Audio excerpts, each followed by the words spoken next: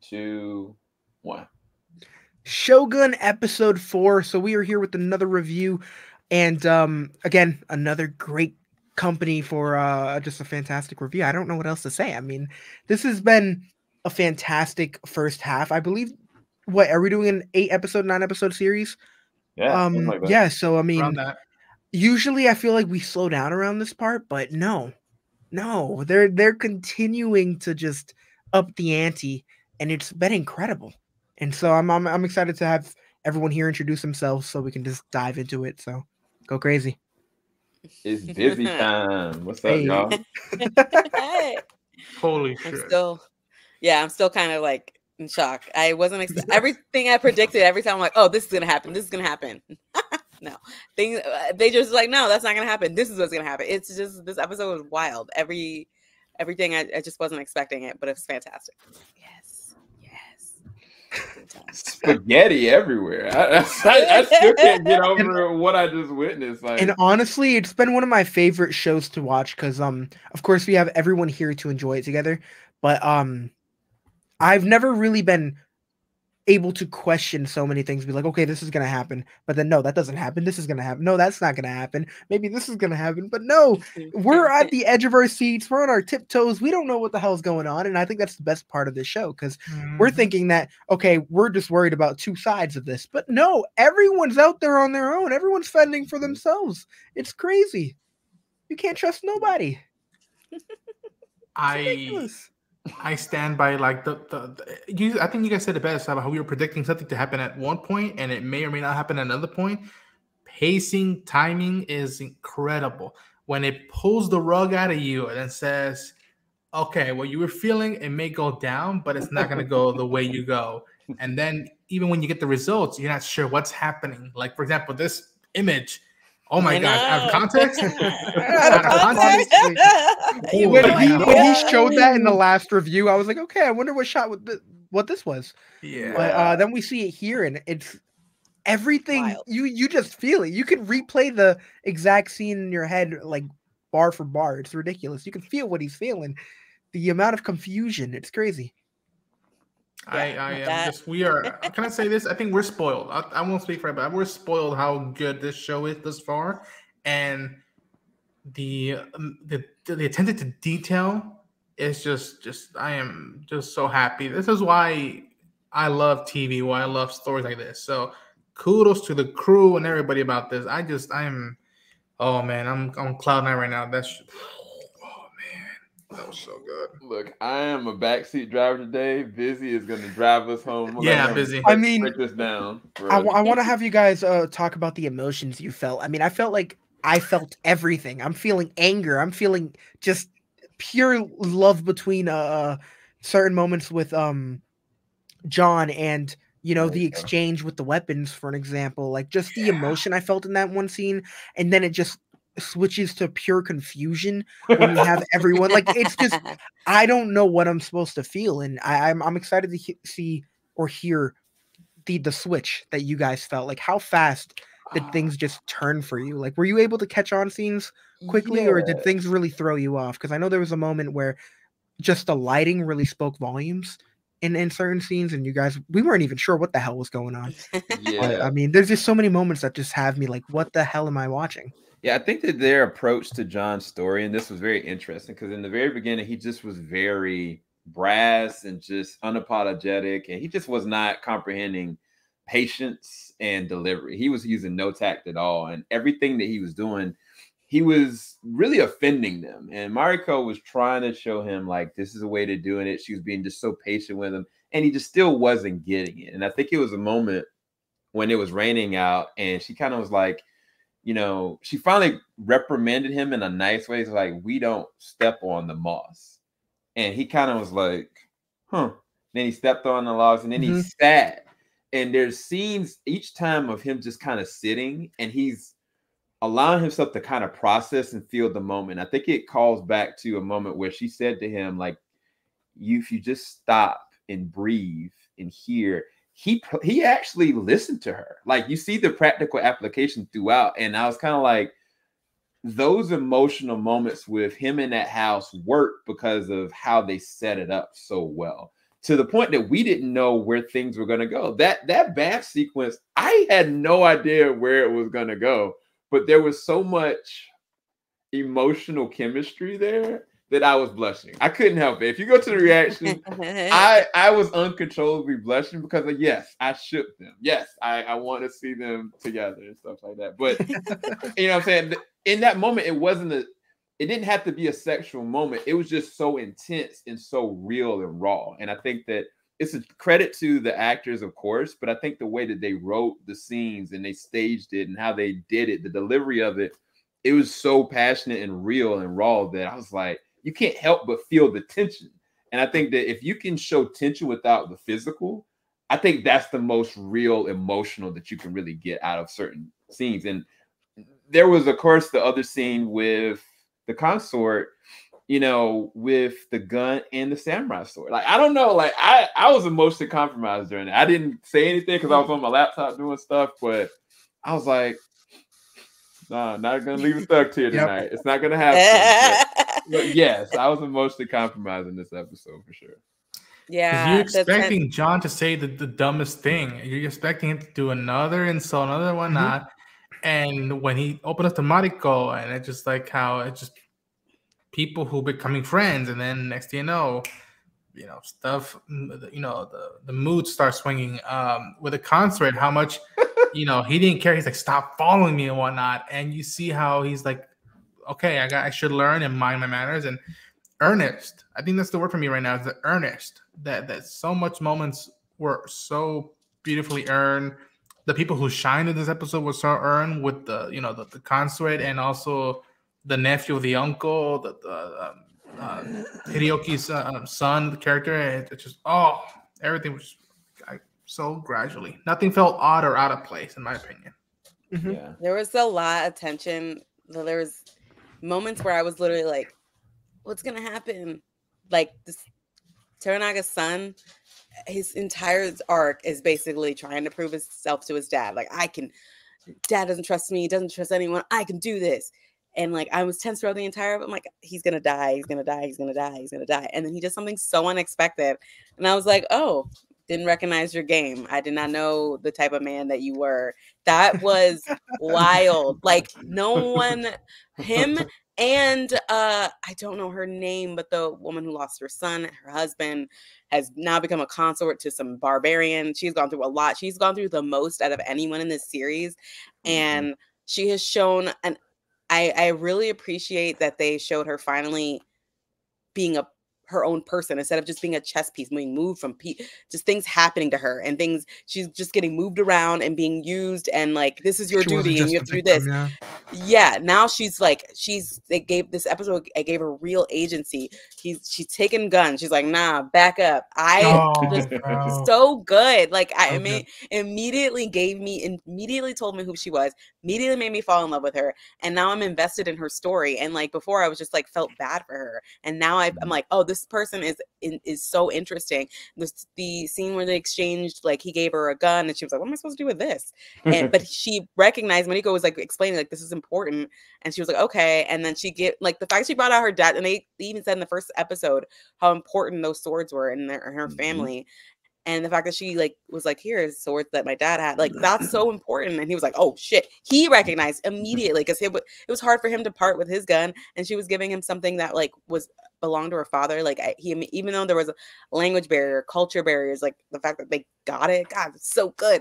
So this is beautiful. And then like, yeah, the hot springs bait, I don't know what was gonna happen. I thought there was like 50% chance of sure all of this being turned, like, this is a whole red herring, she's gonna slit his throat. I was like, oh no, or they were gonna have sex in the hot tub or whatever it was. I was like, I don't know what's happening, and none of it happened. And I was like, everything's so intense. There was like definitely like a tease and a foreshadowing of like what's gonna happen later, and everything, all the buildup between Mariko and Blackthorn's relationship is honestly so earned. He has seen what kind of woman she is, that she's dutiful. She was respectful of her husband. She's smart. And he's like, an idiot. I mean, he's an idiot in regards to like the cultural norms. He like doesn't get it. Yeah. He's slow to understand things, not because of the language barrier, but because he's stubborn as shit. And the fact that she's patient and like, hey, I will explain these things to you, but I'm very firm. She doesn't let him talk down to her. She doesn't let him berate her or let him like, oh no, I know better. I'm a like and it never gives that like dichotomy of I'm a man, you're a woman, better. Like they are equals in this because they know they speak the same language. The relationship they built between these two is so good. Yeah. I mean, the stubborn is the correct word. I mean, he feels like a big child. It's really fun to see. There was moments where, like you said, he was stepping on the moss, and then there was a couple moments where he just refused to respect their customs. He was, oh, that's stupid. Oh, I'm not doing that. I feel like there was just more disrespect in this episode than we've ever seen. And that was because he didn't have his weapons. You know, he was just in a whole different state of mind because he didn't get what he wanted. And then as soon as they gave him the guns back, that's when we started to see an adjustment. And but I think that speaks on his character. I mean, like, I understand the position he's in, but it was just really funny to see him act the way he did because he didn't have what he wanted. Yeah. And but what to see that slowly change is cool. What's up? Can I say the sway of what happens once he gets what he wants? He got his guns, and then over the course of time where he spends time with these people, he is willing to let it go. He's willing to gift it and be like, I'm finally like you guys give me a house. Oh, you gave me one, and it's just like I wanted this so badly. Now I'm willing to let go, and it's again the earnest of seeing how much he's a bonehead, and yet being like, all right, this is a new world, new place I'm in. Don't take it for granted, and don't be stubborn about it or arrogant about who the people around you and how patient and humble they are. And they're straightforward, and you don't want to mess with them, but they're humble. But like, we are giving you the best case scenario you can ever have, especially since you're an outsider. I love what Vanessa was saying between him and the course, and just again going from you see what these emotions are doing with these characters. You go pity, empathy, empowerment, and now investment. How it's not just John and Blackthorn carrying around. I'm like, now I care about the courser and being like, stay alive, or the son staying alive. It's just beautiful. And one thing I wanted to say as like a woman, like there's something very endearing and important about a man who, when someone says, hey, this woman is here for you to have sex with, and he's like, I'm good, thank you. Not really what I'm here for. There is something very honorable about that he's just like, it's not just like a warm body. Like there are most men that are just like warm body. Sure. I haven't had sex in a while. Like, you know what I mean? And he's just like not interested. And it's probably largely due to the fact that he's already interested in someone else. But I think that's like, I think I have a lot of respect for the fact that he just wasn't going to take advantage of that situation. Like he's just concerned about his guns and his men. And I think that's, he earned a lot of respect from me in that regard in this episode for sure. And earlier, Ronin, you mentioned something about him switching up as soon as he got the guns. But the way I see it is like, it was kind of like a language barrier thing to me. I know you guys mentioned that in his head, he had the deal set. He was like, I will train these dudes, but I want my ship and I want my gun.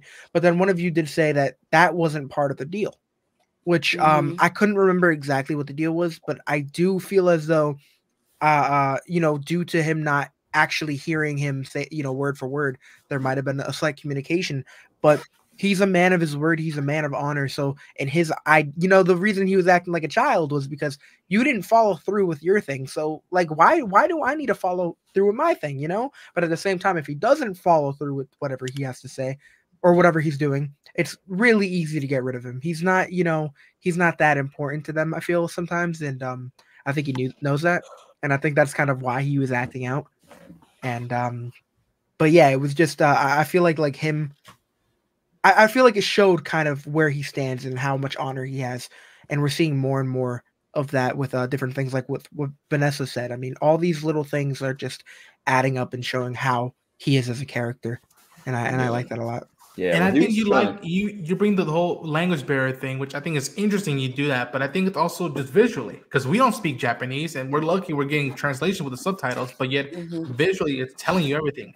I don't think besides them being so courteous to him and giving him a house, I don't think he would have given the corset the gun. Not that immediate, not because too quick about it, but because he saw, okay, she can handle it, and she just had my back, and I'd rather she would have it than those fools have. Yeah. So again, you don't even have to see them speak in English for English folks. Just looking at it, it tells you everything.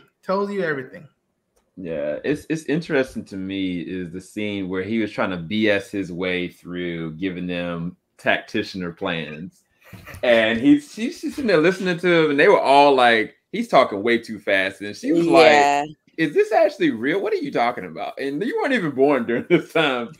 To him having to like readjust and just say exactly what he's capable of sharing. Because at the end of the day, I was like, you better get yourself killed, homie. You done disrespected them in the house. You rejected any kind of grace you could have gotten. And now you've shown that you aren't of any value. If you're not of any value, why we might as well just lock you up because you're a liability at that point. And so pee on you again. And so when he, started to show them, what he could do with the cannons, it was just interesting watching them admire and adhere to kind of what he was suggesting. And it's just interesting him gaining their trust and respect.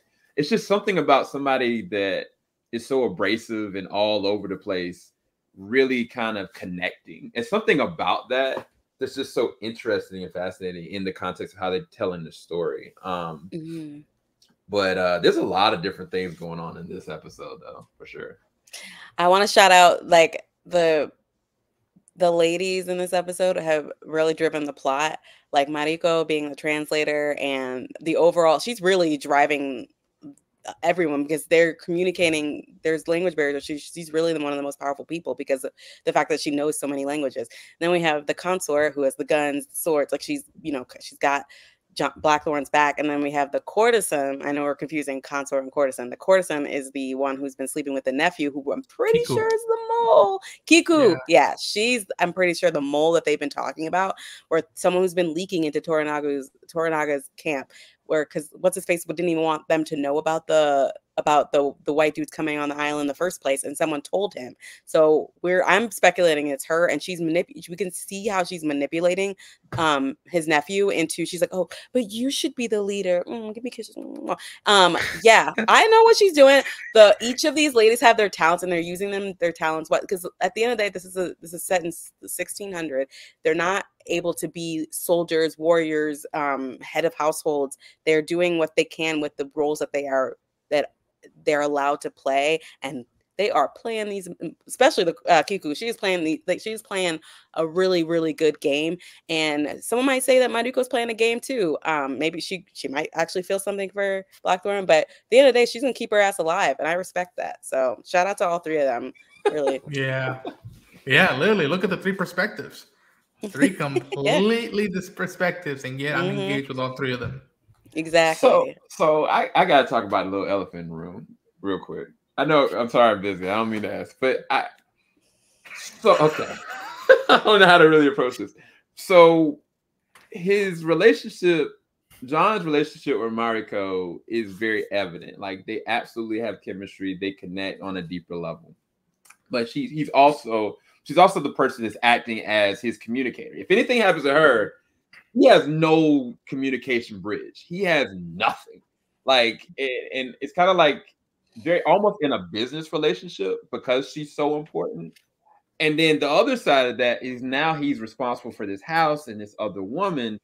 Like, because I don't know the levels of the 6 months he's supposed to be with her. But I feel like there's going to be a conflict there. I don't know if y'all's, because I was trying to figure out how is this actually really going to work without them getting themselves in trouble. Like all three of them. Well, she did say, she said the courtesan, like she basically said that she gifted him a courtesan. So if they're going to continue their sexual relationship without the consort knowing, I assume it's going to be like, that's how it's, okay. I was like, and I assume the consort is like totally fine because like I don't have to have sex with him, guys. I don't really want to. and he doesn't want to have sex with her. So I think that she'll probably just, even if she suspects, she'll probably just turn a blind eye because it's not her. I honestly feel as long though as he's off her. Yeah. Yeah, I feel as though that she knows, if she does know about it, that she will be 100% cool with it.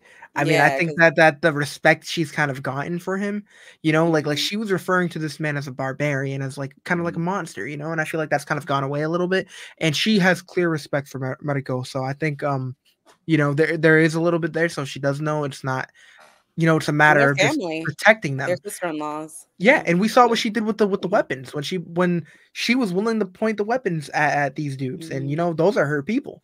Yeah. So it's the same thing. Like I think it's her obligation to protect that house. So even if she does find out, she's gonna do the same thing. But at the same time, I'm a little nervous because if they do find out, since Medico is of course it's like a business relationship, like she could, you know, in their eyes, what if she twists words in order to protect, you know, this in order to protect John? So I'm really nervous to see. Well, she already did it. She has already done it. She's already done it. Yeah, she saved his ass. Once they see this, it's a problem because we saw how easy it was in the first episode before we even knew, or before they even knew that she spoke English. They had her in the room so she could see if the guy from Spain was the priest was being, you know, honest about the conversation. So I'm waiting for that to happen with her, and then they, you know, I'm nervous. I really am. Yeah. I would even say that trust even goes between Mariko and the council. You know, that Mariko was the only one who went to her and be like, "I'm sorry for what you're going through, but find another way, find another purpose." I think their family. I believe the consort is her husband's sister. That's their sister-in-laws. Yeah, I believe they're sister-in-laws. So they are technically families. Yeah, they're technically family. Which is why I think they're all you want to sleep with him, go for it. Well, I mean, my thing is, just as long as nobody else catches feelings, I think it'll be they'll protect. Yeah, and I don't think they're setting that up, and I really hope they're not setting that up. That would be so stupid, and that's so CW. We don't need that. That's not right. I don't think that. I think that show is way better writing than that. I think they're, because I think it's more like they're setting up like his little family, like maybe like just like sister, maybe sister. I don't know how it goes down there, but I don't think that that's going to happen. Yeah, I don't think that's going to happen. Yeah. I hope not. God, please. Sorry, go ahead, Bizzy. I don't know what to say. I mean, I'm. Oh no, we can move forward to something else. Yeah, I mean, what else is there to talk about? I mean, I feel the sun. I want to talk about the sun. Ending. Oh yeah, I feel like we need to talk about the sun. I mean, I feel like the first kind of hint at everyone having their own little thing, you know, was when we have a discussion between the nephew and then the son. You know, it was it came down to him being like, I'm tired of people looking at me like a coward. I don't want to be stepped on no more. I want to be seen as my own man. You know, I ain't no nepo baby. I earned my spot here. And he wanted people to know that. So I mean, with the other dude kind of egging him on, I didn't know how it was gonna play out. And Vanessa, you were calling it. You kept saying, "Oh, he's gonna die," and I truly believed it. I thought we were gonna have some Game of Thrones moment with them just getting his, you know, guts thrown everywhere. But no, someone's guts got thrown. He was the one on top. And it was brutal, and even the way that they took him out. I mean, even the other guy, you know, you guys are a bunch of savages. This is not honorable. This is not the way to go. And he's over here saying that with his chicken wing hanging out, like he was like no arm, nothing. Like it was brutal. Not his chicken wing. Like this is not a whole stuff. Come on, baby. He was calling them savage, you know, a bunch of savages. It was just a whole thing, bro. It was brutal. Chicken wing. That is one of the best references I've ever heard. Hey, y'all gift that. It was brutal. You want the gift? But the boldness of the son in some parts. I mean, I'm like, cool that you finally stood up for yourself and you made an impact. You made your presence felt. But it's just like wrong time, dude. Wrong time. Like even John wanted to help him out and be like, stop this. Even Monica had to be like, no, dude, it's too late. Don't intervene. Yeah, they're too far gone. Yeah, and I think he even said like my dad would say like, wait until the enemy makes a mistake, and like your dad's right. Like there's also so many different ways you could have gone about it, but now it's war. Like this is war, bro. Like this is straight, and like I think he was trying to prolong, like to postpone it as long as he possibly could, train them up, and like, but now it's this is war. And I honestly, if I can see Toranaga being so pissed at his son that like he makes him kill himself. I don't know. Like I don't. Yeah, like I just because he did. I mean, this is the fact that he didn't decided not to tell him, and like, I mean, these weren't his. He's not technically in charge. I mean, yeah, it was kind of wild. I don't know what's gonna happen, but I cannot imagine his dad's gonna be pleased. But that scene was badass. Like it was when he was like, "Stop, pull back." I was like, "Oh no, something bad's gonna happen. He's gonna get full of arrows." And then I was like, "What the entire time my jaw was open because I was not expecting that at all. It's rare I get surprised because I can predict shit really quickly. I watch too much stuff, but they actually got me. They got me. I was so surprised. I'm looking at right now. I'm thinking about it. Hideyoki Toranaga is barely in this episode. He's in the beginning, and then he goes away. Yeah, he's only he was rallying them and everything, but his presence is felt.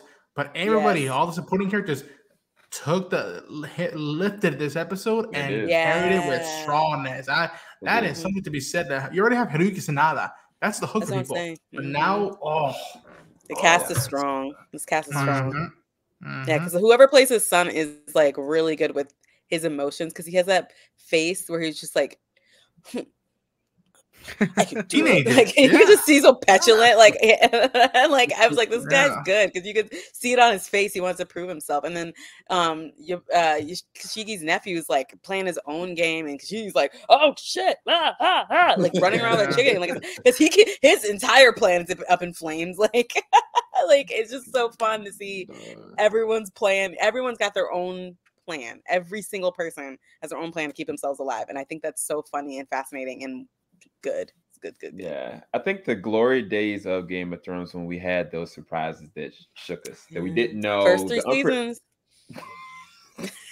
We gotta make sure they know that the unpredictability side of scenes and moments and how they handle characters and where they could go or how quickly they could be taken out. I think is one of the things that we love about television on this level, and so I think that they showed that in spades in this episode for sure. Excellent acting, beautiful people, violence. And I keep coming back to the writing, but I mean, like we were mentioning, like them not forcing things, the weapons, the relationship. I mean, just everything. Right. And it's even in the episode 4, they're just continuing to improve and to impress us. So I'm really hoping that they can carry the same weight into episode 5. And but I guess that's pretty much it. I mean, do we have any closing remarks you guys want to say? Fucking letter treat. Yeah, same. Yeah, I would say my one little last thing before we go, I like that. Yeah, like you said, it was such an organic way for him to get those swords. I want to say it again and again. We knew he was going to get swords, but it was just sweet. It was. We even said it called it wholesome. It was wholesome. I was waiting for the whole thing to happen. I wasn't sure if the Lord was gonna present it to him himself, and it was gonna be a big honor. Which would have been normal. Like I thought that, that would have been the norm. But this was so. But this was organic just and real. Exactly, and it just really. And I feel like since we're in such a short span of episodes, it pushed their little relationship, him and the lady that's helping take care of the house, because it's like you can spend so much time on that on the side, but doing that while pushing him as a warrior a little further, killing 2 birds with 1 stone essentially was just a really cool way to handle it, considering again there's only like 8 episodes. It's really brilliant writing for me. We got 10. It's 10 total. I just we got 6. We got 6 more episodes to go. No complaints. That makes me so happy because I feel like shows are so short lately. Like, I know. What happened? We used to have like 12, 13, 14. Now it's like 6. And what's so impressive is that this looks like a high budget, like a big budget like show. Something that we would only see 6 episodes of. So we're getting 10? And it's well lit. Yeah, that's incredible. Exactly. And when we do have scenes that are pretty dark, it's for a reason. You know what I'm saying? Everything they're doing expertly is lit. Exactly. Yeah, I don't know why I just said that. Exactly. Lit. It's lit. It was lit. Lit. They know what I'm talking about. If you've seen the episode, you know what I'm talking It's about. But yeah, It was lit. I'm really excited to dive into the next episode, of course, and Same. knowing that there's 6 more episodes left, it's great. But where do you guys leave? What's your letter grade? Where do you stand with this episode? A+. Did you like it more than the first 3? Yes, this was my, and which I is think crazy so. because Toranaga wasn't even in it that much. Like but I this said, is so yeah. good. I This know. is so Yeah. good.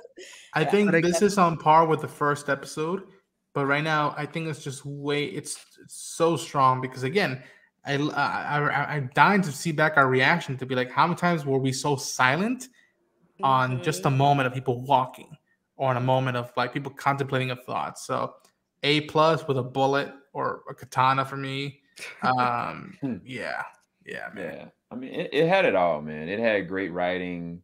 It had interesting surprises that we didn't expect. Great character progression, and unfortunately, I'm a softie, and so it had some good, emotion and heart and love and romance. So yeah, this is A+, straight up. Yeah, this is good. Yeah, for real.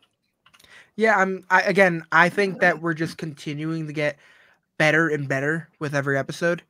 And yeah, so again, I think another A+. And it's, just I hope they can continue to do it. I want episode 5 to be better than 4. I want 6 to be better than 5. I know. And they're doing some big things with this show, and I'm impressed. Yeah. But I guess that's pretty much it. I mean, you guys want to do your where can we find all of you? Who wants to go first?